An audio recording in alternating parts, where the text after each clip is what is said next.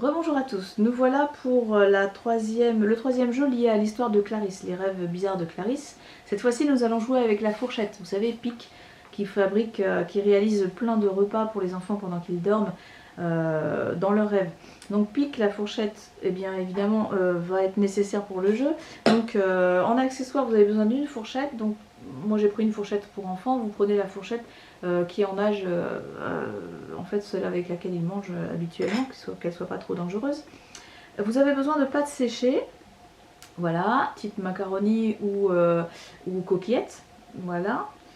Chaque enfant va devoir les colorier, donc donner des petits coups de feutre dessus avec la couleur qu'il aura choisie, parce qu'il faudra reconnaître ses pâtes. Voilà, chaque enfant aura sa couleur. Vous avez besoin d'une gamelle, comme pour faire cuire des pâtes. Et vous avez besoin d'une chaise par enfant. Voilà. Le déroulement, eh bien vous allez placer les chaises l'une derrière les autres, histoire de faire comme si les enfants avaient tous un petit stand de tir avec l'assise de la chaise et le dossier des autres sur le côté. Vous voyez, ça va vous faire des petits stands de tir. Sur l'assise, vous allez placer toutes les pattes de chaque enfant, donc chaque enfant en aura autant, donc il faut quand même en prévoir suffisamment, hein, qu'ils en aient une vingtaine chacun ou plus, c'est vous qui voyez.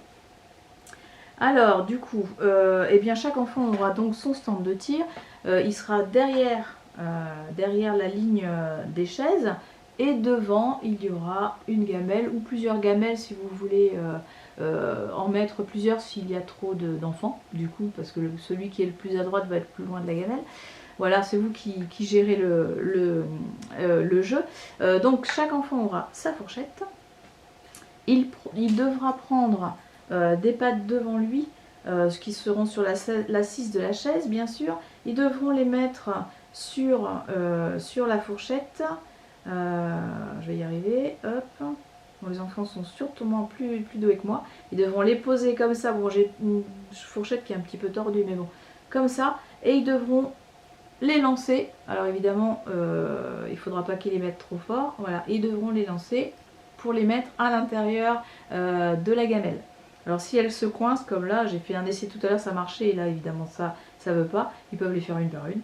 Donc, en revanche, ils n'ont pas le droit de lancer eux-mêmes les pâtes, ils doivent les lancer dans la gamelle avec la fourchette. Et là, ça marche super bien. Voilà. Donc une par une, si jamais ça coince.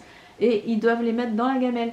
Donc ils en prennent une, ils la mettent dessus et ils la lancent dans la gamelle.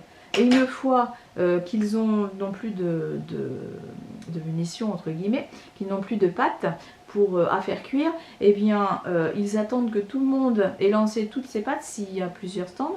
Et une fois que tout le monde a lancé ses pâtes, on va au résultat. Donc en fait on va voir la gamelle, et tout ce qui est à l'intérieur de la gamelle est compté.